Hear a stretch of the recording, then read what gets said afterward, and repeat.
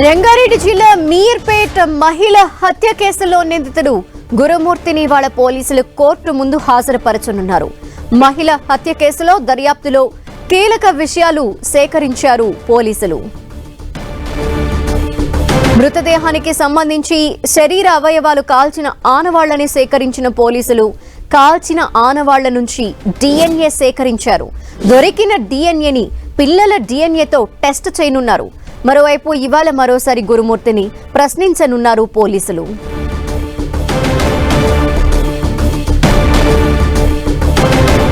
మీర్పేట్ హత్య కేసులో విస్తుపోయే నిజాలు బయటకు వస్తున్నట్టు తెలుస్తోంది. దీనికి సంబంధించి డీటెయిల్స్ మా ప్రతినిధి సునీల్ అందిస్తారు. సునీల్.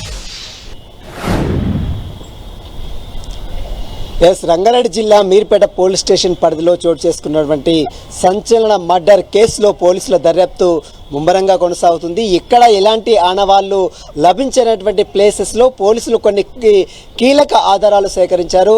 గురుమూర్తి తన భార్యని అత్యంత దారుణంగా పాశవికంగా దాడి చేసి హత్య చేసి తర్వాత బాడీని మొత్తం కూడా పూర్తిగా దహనం చేసి మొత్తం కూడా చెరువులో పడేసినట్లు కూడా ఇప్పటికే అటు పోలీసులు కొన్ని కీలక ఆధారాలు సేకరించారు. అయితే DNA సంబంధించినటువంటి కాల్చే సమయంలో కొన్ని విడిభాగాలను ముక్కలు చేసిన తర్వాత కొన్ని విడిభాగాలను గురుమూర్తి కాల్చివేశాడు. తలని అదేవిధంగా కొన్ని విడిభాగాలను కాల్చే సమయంలో కొన్ని క్లూస్ని అక్కడ పోలీసులు సేకరించారు. ఆ క్లూస్లో DNA టెస్ట్ని పిల్లల DNAతో మ్యాచ్ చేసిన తర్వాత నిజంగా చనిపోయింది మాధవి అన్నట్లు నిర్ధారించుకున్న తర్వాతనే పోలీసులు సెక్షన్స్ని ఆల్టర్ చేసే అవకాశం ఉంది. ప్రస్తుతం అయితే కేవలం మిస్సింగ్ కేసును మాత్రమే పోలీసులు నమోదు చేసుకున్నారు. ఆ తర్వాత ఇది మర్డర్ కేసుగా మలుపు తిరిగింది. మర్డర్ కేసుతో పాటు ఎవిడెన్స్ ట్యాంపరింగ్ అంటే పూర్తిగా ఆధారాలు మొత్తం కూడా పూర్తిగా ధ్వంసం చేయడం, పూర్తిగా ఎలాంటి ఆధారాలు పోలీసులకు లభించకుండా చేయడంతో పాటు చేసినటువంటి గురుమూర్తిపై ఎవిడెన్స్ ట్యాంపరింగ్ పై సెక్షన్స్ కూడా ఆర్డర్ చేసే అవకాశం ఉంది. ప్రస్తుతం అయితే కేవలం మిస్సింగ్ కేసులో నమోదు చేసుకొని దర్యాప్తు చేసినటువంటి పోలీసులు తర్వాత దీన్ని మర్డర్ కేసుగా చూశారు. తర్వాత మళ్ళీ ఎవిడెన్స్ ట్యాంపరింగ్గా చేశారు. ప్రస్తుతం అయితే పోలీసుల అదుపులో ఉన్నటువంటి గురుమూర్తిని సుదీర్ఘంగా ప్రశ్నిస్తున్నారు. ఆయన దగ్గర స్టేట్మెంట్ నమోదు చేసుకున్నారు. ఆ తర్వాత నిన్న పిల్లల స్టేట్మెంట్ కూడా నమోదు చేసుకున్నారు. ఈరోజు మరొకసారి గురుమూర్తిని ప్రశ్నిస్తారు. ఈరోజు అన్ని ఆధారాలు సేకరించిన తర్వాత అంటే అన్ని ఎవిడెన్స్ కోర్టులో ప్రూవ్ చేయడానికి అవసరమైనటువంటి అన్ని సాక్ష్యాధారాలు సేకరించిన తర్వాతనే రేపు లేదా ఎల్లుండి అటు కోర్టులో ప్రొడ్యూస్ చేసే అవకాశం ఉంది. ధనలక్ష్మి. గురుమూర్తిని ప్రశ్నిస్తున్న పోలీసులకి అతని ద్వారా ఏం తెలుస్తోంది? అతని స్టేట్మెంట్ ఏమిచ్చాడు?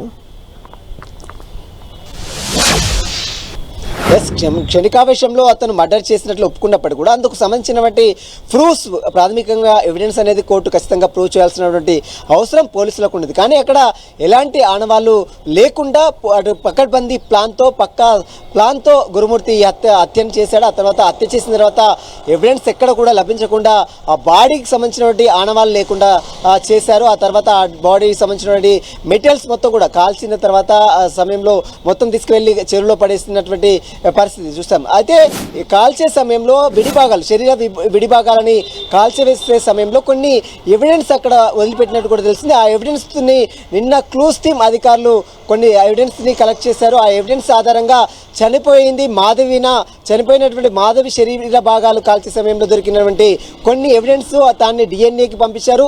ఆ DNAతో పాటు పిల్లల DNAకి మ్యాచ్ చేసిన తర్వాత నిజంగా చనిపోయింది మాధవిని, ఆ మాధవిని చంపింది ఇతనే అన్నట్లు నిర్ధారించుకున్న తర్వాత సెక్షన్స్ కూడా ఆల్టర్ చేసే అవకాశం ఉంది. ఈరోజు ఆ క్లూస్ టీమ్ సేకరించినటువంటి ఆధారాలకు సంబంధించిన రిపోర్ట్ వస్తుంది. ఈరోజు సాయంత్రం లేదా రేపు వచ్చిన తర్వాతనే అటు కోర్టులో అతన్ని ప్రొడ్యూస్ చేసే అవకాశం. అప్పటి వరకు అయితే కోర్టులో మాత్రం ప్రొడ్యూస్ చేసే అవకాశమే లేదు. గురుమూర్తిని ఈరోజు ఇన్వెస్టిగేషన్ చేస్తారు, మరొకసారి ప్రశ్నిస్తారు.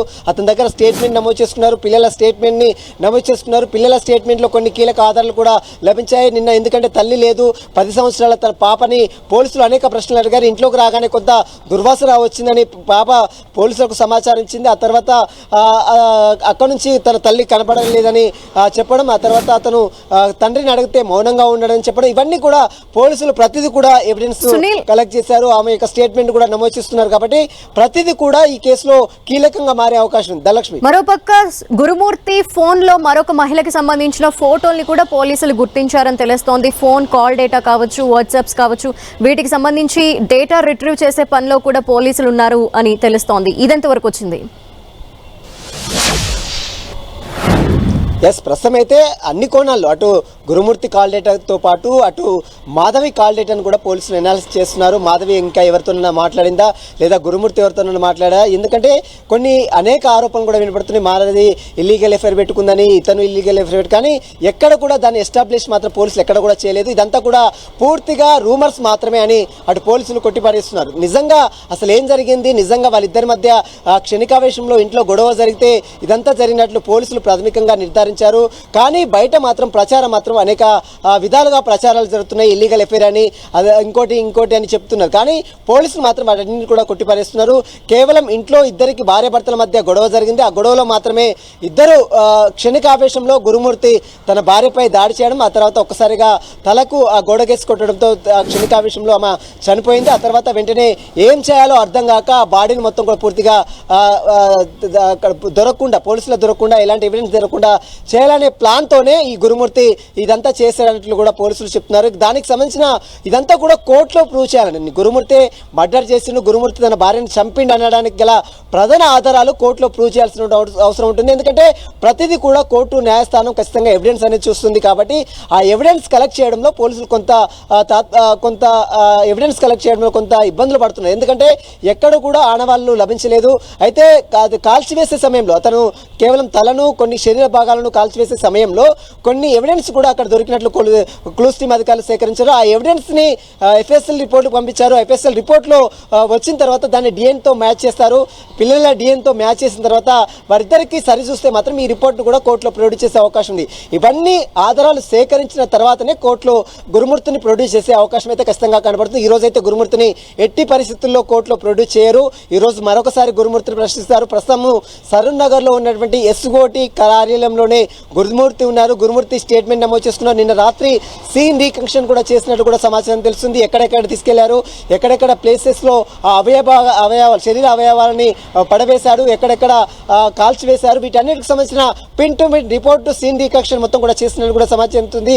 ఆ రిపోర్ట్ మొత్తం కూడా రిమాండ్ రిపోర్ట్లో పోలీసులు పొందుపరిచే అవకాశం ఉంది. ప్రస్తుతం అయితే తెలుగు రాష్ట్రాల్లో సంచలనంగా మారినటువంటి ఈ యొక్క మర్డర్ కేసుని మిస్టరీని ఛేదించేందుకు అటు పోలీసులు కూడా అన్ని ఆధారాలు సేకరించే పనిలో పడ్డారు. కోర్టులో ప్రూవ్ చేయాల్సిన అవసరం ఖచ్చితంగా ఉంటుంది.